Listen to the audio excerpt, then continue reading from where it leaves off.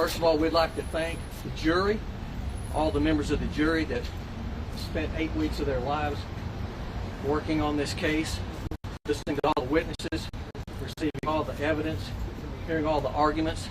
We're grateful for the service that they've rendered, and we also want to say we're thankful for Judge Mehta and his presiding over the trial. And so we come to this day. It's a mixed bag. There are good results and bad results mixed together. We're grateful for the not guilty verdicts that were received. We're disappointed in the guilty verdicts. If you look at these charges, there were many charges leveled against our client, Mr. Rhodes, and all the other clients. I assume that some of the other lawyers will talk to you about their clients, but we certainly are thankful for the not guilty verdicts that Mr. Rhodes received. We're disappointed with the guilty verdict. We feel like that we presented a case which showed through evidence and testimony that Mr. Rhodes did not commit the crime of seditious conspiracy. There was no evidence introduced to indicate that there was a plan to attack the Capitol. So I just want to say that we are grateful for the opportunity we've had to present the evidence on behalf of our client, Mr. Rhodes, and we're willing to take in your questions, Mr. Bright. After 10 weeks of work, I think Ed just said it all. Do you have any plans to try to appeal on this conspiracy? Can you? We do. We're appreciative. Thank you very much. It's been a long 10 weeks. I'm ready to get back to Texas without question. I think Ed said a lot of it. The government did a good job. They took us to task. Hopefully there were moments that we offered compelling evidence and testimony in this case regarding Mr. Rhodes specifically. It goes without question we're disappointed. At 25 total counts, there were 11 guilty verdicts, so that's, batting above the Mendoza line, certainly. So if anybody has specific questions, we'd be more than happy to answer them at this time. Did you have a chance to talk to your client? I cannot see you or hear you. Can you make yourself known? Did you have a chance to talk to your client? What did he Not say? yet, we haven't, ma'am. I'm going to go meet with him. He's given me some handwritten notes of some things that he'd like done, and we're going to look into all of it and take the proper appellate steps as necessary. Are you planning to appeal the seditious conspiracy? Of course. Yes, absolutely. Did you talk to the jury? No, they didn't want to talk. I think they've had enough after 10 weeks. They were given the option that if they desired, we would be able to come back and meet with them in person, and we were informed by the court administrator that they had chosen to go home, which I respect. Do you think they got a fair trial? They're concerned with the outcome. They get a fair trial here. Do you think the jury is fair? Process is fair? I think that's a question to be very careful about. Look, they were out for 3 full days on a 50-page jury charge. It's hard to argue that that period of time they hopefully gave good conscience and thought to the verdicts they were rendering. The way that the verdicts were delivered seems it seems that they took the time to piece them apart. Like with Mr. Rhodes, guilty of one count, not guilty of another, then the next 15, 12, guilty, but then the next one not guilty. Obviously guilty on the aiding and abetting of destruction of evidence. So they kind of anticipated that one based on some of the signal messages that were sent out. But I do believe that they gave us a fair trial. An argument we made early on, and I think Mr. Tarpley would agree with me, there is, in my belief, a likelihood that had this been tried in a different jurisdiction,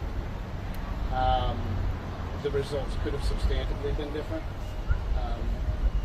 That's not a choice that we get to make. We obviously applied for it. But I do believe that they gave us a fair trial. I want to say one thing about the prosecution. I know some other defense team members may disagree with me about this, but I have an amazing amount of respect for the level of intelligence and the hard work that I know that those 5 attorneys for the DOJ have and the hours that they put in. We'd get emails at 10:30, 11 at night, sometimes at 4:30 in the morning, and have to respond. So this has been a really tough 10 weeks. And I mean it sincerely when I want to say thank you to Judge Mehta. He really held us to task. He pushed us hard. He kept us on really narrow timelines. But I've been practicing for 27 years, state and federal. Mr. Tarpley's been practicing for over 40 years. And I think it's very reasonable to say that Judge Mehta is one of the most intelligent judges that I've ever practiced in front of in 27 years. I have absolute respect for him. The demeanor that he exhibited the entire proceedings, even during periods of time that you could tell that he was pissed or angry at some of the shenanigans that may have happened. And he would come back and just be cool as a cucumber and render proper rulings for the most part, I would agree. So an enormous amount of respect for him, and it's been a real pleasure practicing in front of Judge Mehta. I absolutely stand by that.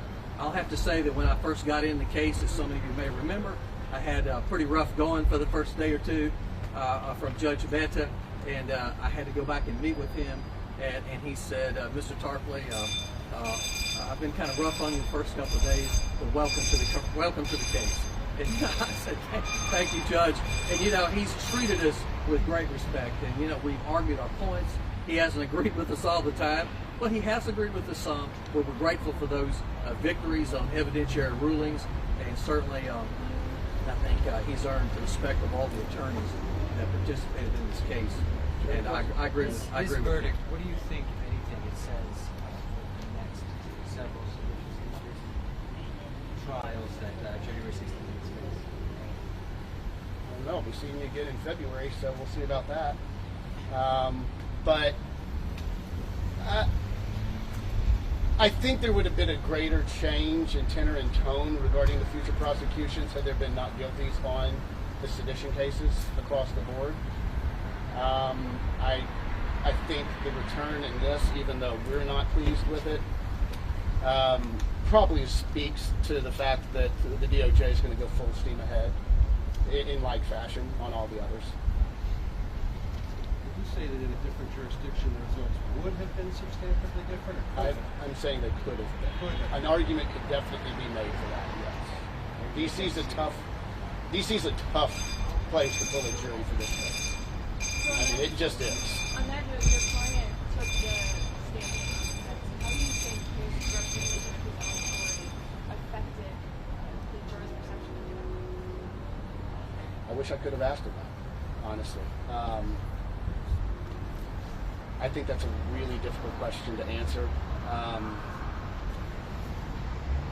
I would like to think that the testimony he offered, waiving the Fifth Amendment and doing what he did, helped to humanize him from being the boogeyman that he's been painted as. Whether it had that net effect, I don't know. I mean, I would like to think that it did. But as we said in opening, said in closing, the first day I met Mr. Rhodes in January 24th of this year, and I went and met with him in the holdover in Plano, Texas. There were two things that he told me as a condition of representing him that he was going to do. Never take a plea deal, and we could never keep him off the stand. So, obviously we admonished him and went over his legal rights with him, but we knew from the get-go there was no way that we could keep him from taking the stand, and he's going to be willing to do that in future trials on behalf of other defendants as well. Yes, and we think he did a good job on the stand. He answered all the questions truthfully, and we were pleased with his testimony.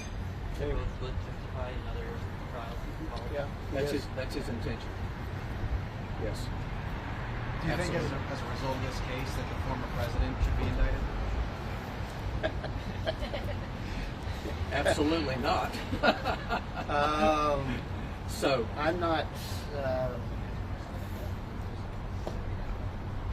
Of the 10 terabytes of evidence that we've had available to us in this trial, I can tell you that there is nothing in the body of evidence that we've been given or shown that would in any way be indicative of the ability to indict former President Trump for the January 6th events that we had on trial this week. Now, obviously, if other committees and the Jan 6 committee have information that we've not been given or made aware of, that certainly could change the calculus of that decision. But nothing that we've had at our disposal would indicate the ability to do that.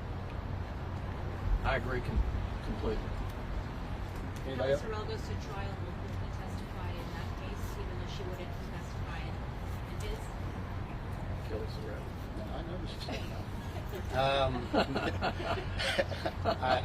I don't know. I haven't had that specific discussion with him, but I know that Mr. Rhodes has made it very, very clear that in the next couple of trials, February when Michael Green goes on trial, we had to talk with Mr. Green's attorney as recently as last night and spoke with Mr. Rhodes as recently as today, and that's certainly something he is intending to do and willing to do if asked. Anybody else? Do you think the jurors are going to talk to you? They're not. No, we're not. No, ma'am. They're not. I will respect the boundaries.